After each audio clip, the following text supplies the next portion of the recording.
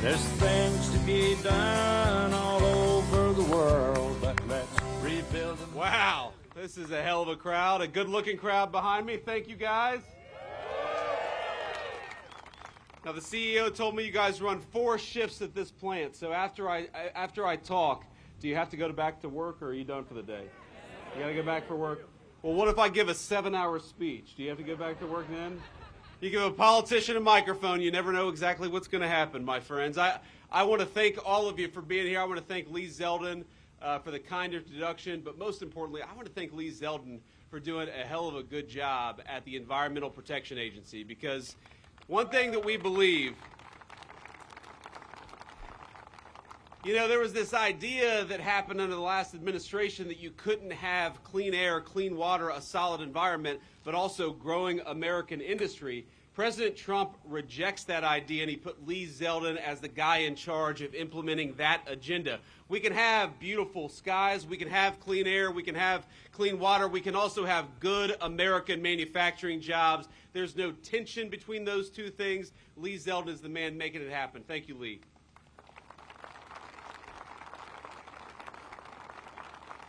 I want to thank the great Lieutenant Governor of the state of South Carolina, Yvette, LG, where are you? There you are. Thank you for being here. I want to thank Congresswoman Mace and all the state and lawmakers and other elected officials who are joining us here today. You guys have got great public officials in the state of South Carolina. We're proud of them, right? They're doing a hell of a job.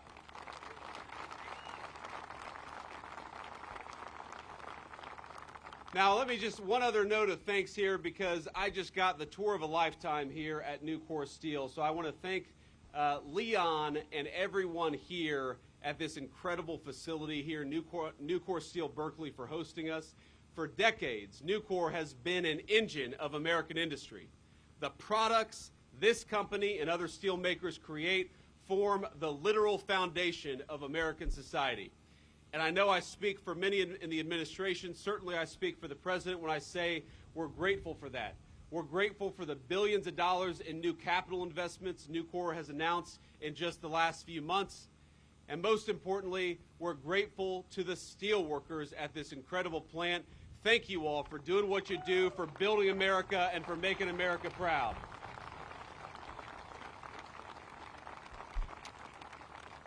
Now, I have this great speech prepared, and I'm very excited to give it, but it's very windy out here.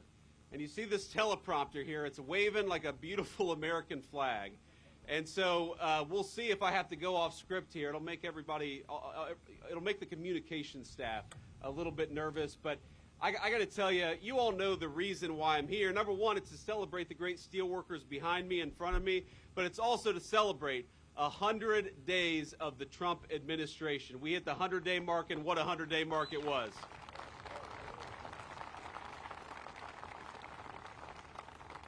Now, to me, that marker means a lot of things for the state of South Carolina. It means a lot of things for this plant. It means a lot of things for America. Number one, 100 days means energy dominance. We have started drilling. It means cheaper gas, and it means America that is self-reliant.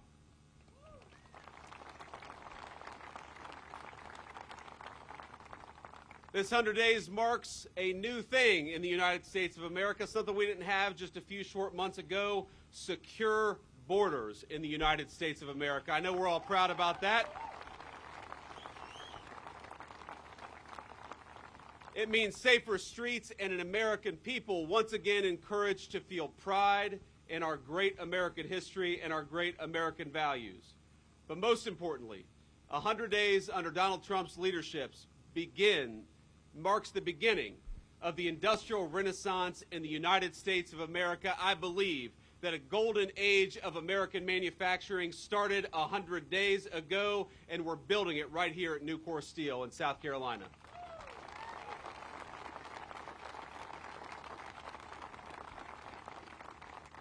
And I want to celebrate everybody here. I want to celebrate the work you do.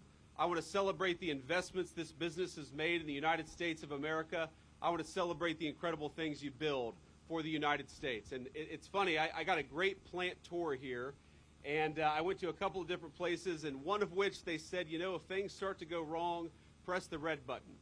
And I looked over at John and I looked at Seth, who was giving me the tour, and I said, man, I'm going to cost you guys a lot of money if the vice president comes here and screws up and doesn't press the red button when he's supposed to.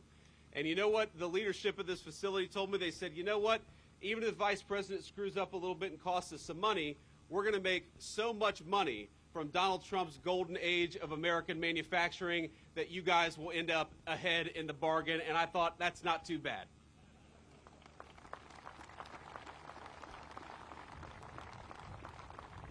Now, a lot of you may know this is a particular meaningful stop for me as Vice President of the United States. I've actually never had a tour of a steel mill, even though my grandfather, the man who raised me, worked in the steel industry.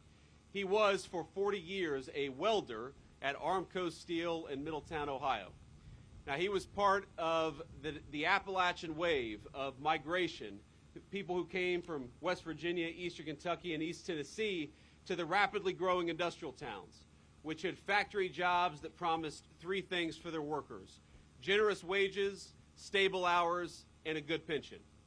Now, in the wake of both world wars, millions of Americans traveled to towns like Middletown, Ohio, in search of the same, hoping they'd be fortunate enough to score such a role, such a good job. Now, my papaw, he was not a proud man, but he would beam when he'd talk about his work at the local Armco mill. I remember that. Driving around with Papaw, he could name the make and model of every single car made with Armco steel. I remember that as a little boy, how much pride he had in what he did. And having met a few workers here at Nucor, I hope you all feel the exact same pride in the steel you produce and in the products that come out of it. When you see bridges you drive over, or the foundations of the buildings that our families live and work in, when you see a lawnmower, a water heater, a kitchen appliance in your neighbor's homes or in your home, I hope every single one of you, you guys and you guys in front of me, feel a sense of pride, however small, because these are the products that actually make America work. These are the products that make our citizens' lives better.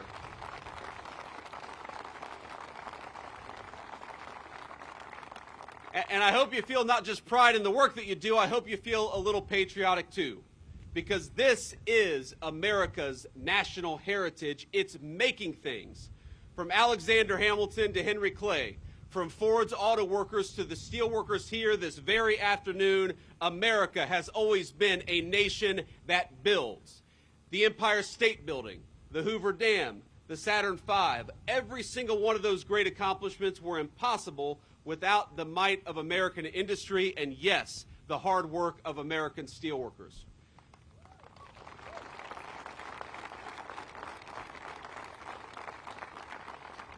But let's be honest, for a couple decades, though, our leaders forgot about that core part of American national identity.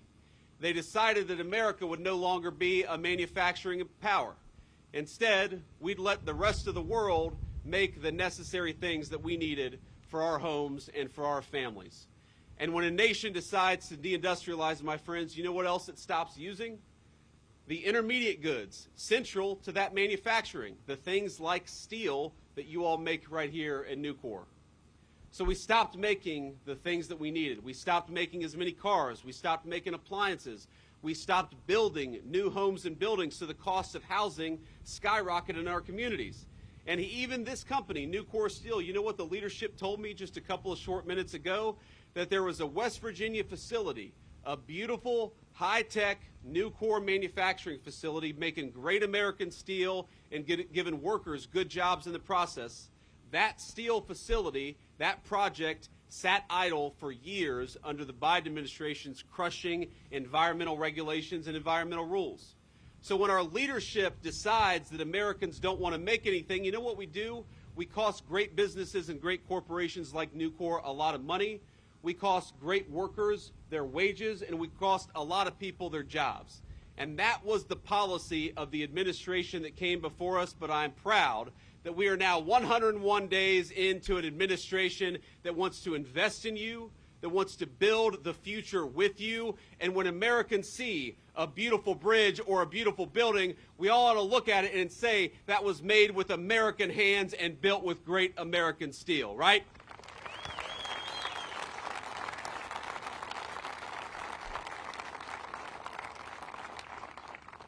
And that is exactly what the Trump administration promises to do.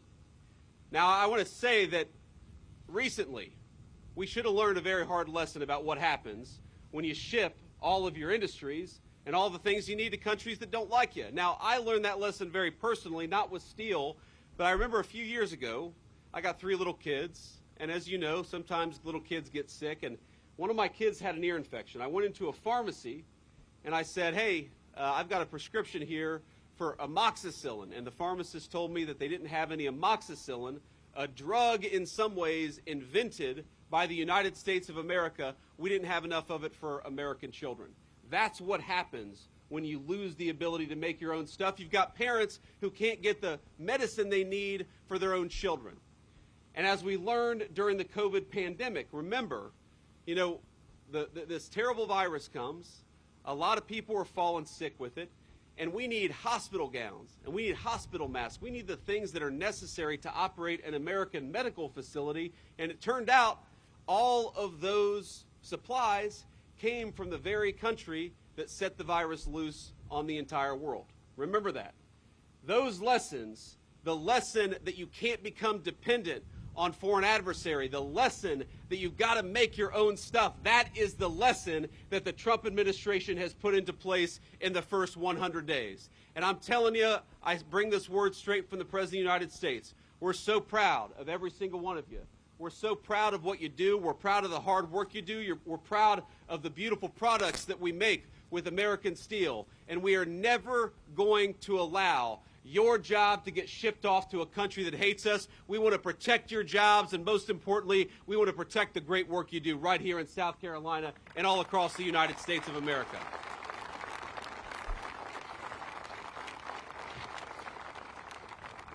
Now, you heard, I'm sure you've heard some criticism of the president's trade policies from people who ought to know better.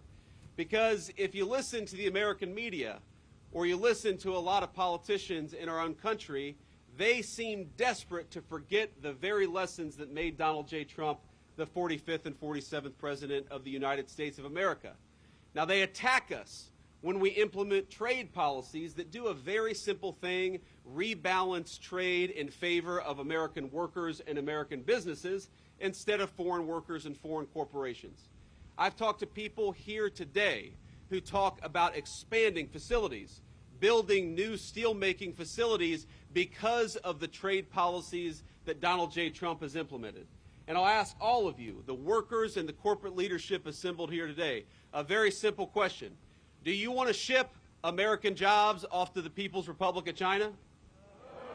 Do you want to rely on foreign corporations to make the things that you need in your homes and your families need every single day? So why don't we rebuild America's middle class? Why don't we rebuild American manufacturing? And why don't we rebuild American industry just like you're doing right here? And isn't it nice to have an administration that supports you for a change?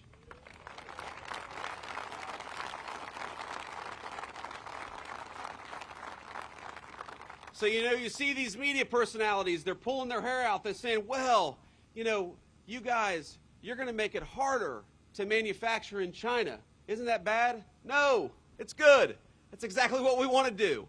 They're saying you're going to make it harder for people to bring products in from overseas and undercut the wages of American workers. Exactly. That's exactly what we want to do. They're saying you're going to make it harder for foreign corporations, but you're going to make it easier for American businesses to build great things in America. And I say that's exactly right. That's not something to be sad about. That's not something to complain about. That is something to be proud of, and thank God we've got an administration that's finally looking out for American businesses and the American workers who employ them. Ain't that right?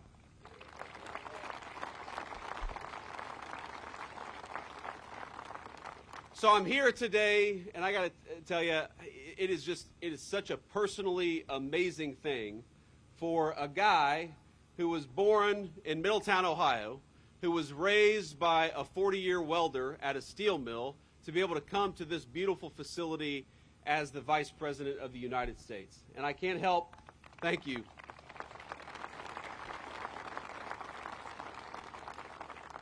I can't help but pinch myself that I get to spend the day in beautiful South Carolina with you fine people, pinch myself that I'm the Vice President of the United States, and pinch myself, of course, because I know that this country is still a place of great big American dreams. But it's only going to stay that country if we fight for it, if we fight for the jobs of the people here at this facility, if we fight to make it easier to build upon it and to build great things in the United States of America.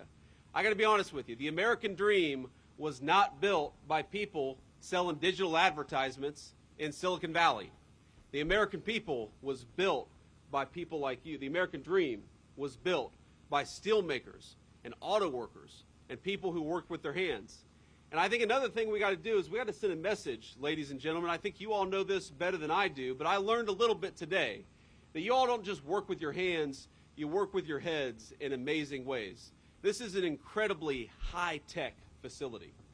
I'm sure you all are amazed at how much you can do. You got about 1,000 workers here, and they're earning great wages and doing a great job. How much those 1,000 workers can do to build the American dream of the future. It's an amazing thing.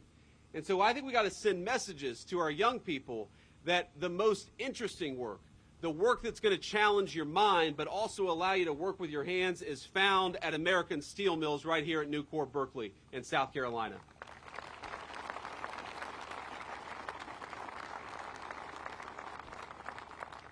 You know, I was sitting down at Seth's terminal. I thought, this guy is not a steel mill worker, he's operating a spaceship, because there's like 14 very complicated screens in front of me, and I felt like Homer Simpson. I had no idea what I was going to do. I was like, Seth, you got to get back in this chair, or we're going to cause some serious problems. But what it made me realize is that technology, technology, we use this term, we think about it as the iPhones that we have in our pocket, or the screen that we stare at when a lot of our knowledge workers are going to work, but technology is happening right here at a steelmaking facility in Nucor, in Berkeley, in South Carolina. That's technology of the future. The great technology of the future, I don't think it's going to be people sitting around staring at their iPhones. The technology of the future is going to be building great things, but doing it in a new way. Doing it with new, incredible facilities, with safer facilities, with people who know, again, how to use their minds but also use their hands. And I think that is the high-tech future. People criticize. I get sick sometimes of the press. They say that Donald J. Trump wants to bring back the jobs of the past. And I don't think anything could be further from the truth, because I again, was raised by a man who worked at a steel mill of the past. But I guarantee if I went to that steel mill today, it's owned by Cleveland Cliffs. Sorry, that's a competitor. But they're a good company, too. We can spread the love around. But I guarantee if I went to that facility today, or when I go to this facility here in Berkeley, I don't see the steel mill jobs of the past. I see the steel mill jobs of the future.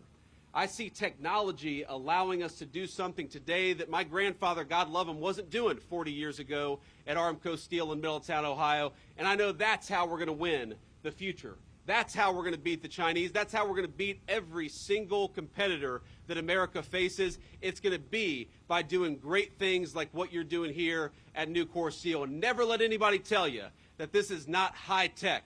This is the highest tech industry maybe that I've ever seen, and you're building the America of the future, not the America of the past.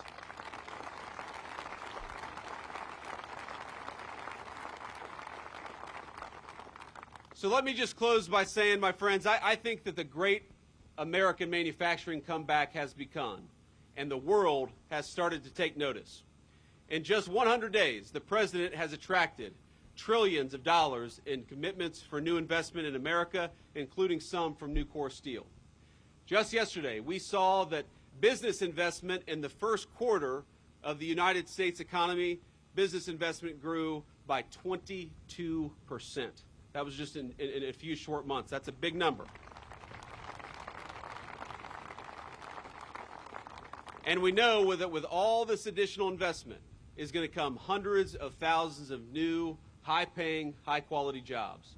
We're going to see new jobs in artificial intelligence, in deep-water oil production, in chip fabrication, in pharmaceutical factories, research labs, supercomputing facilities, and, of course, in great American-made steel. But the idea is very simple, and the principle is even simpler, that we want to grow up in a country. We want our children to grow up in a country where the things that they need are made by their neighbors and not by foreigners who hate their guts, where the critical components of American industry are built right here in the United States of America, not in some far-flung region of the world that we can't depend on, and where American jobs for people who are willing to work hard and play by the rules, pay a solid wage, allow you to buy a home and start a family, and where you're proud every single day, just like my grandfather was, of the things that you built with your hands, but also with your minds. I hope that you all are proud, because I am certainly proud to stand here with great American steel workers, and every single day from this day forward that I go out as Vice President of the United States, when I look at those tall skyscrapers or I look at those beautiful bridges, I'm going to remember this day and remember that you guys are building the future of this country. I'm proud of you. We're rooting for you. The President of the United States is going to make your life easier every single day. We had a good start, 100 days. But for the next 1,300 days, President Donald J. Trump and Vice President Vance, we're going to be fighting for you, fighting for your jobs, and fighting for the future that you want to build for your families. God bless you all. Thank you for having me.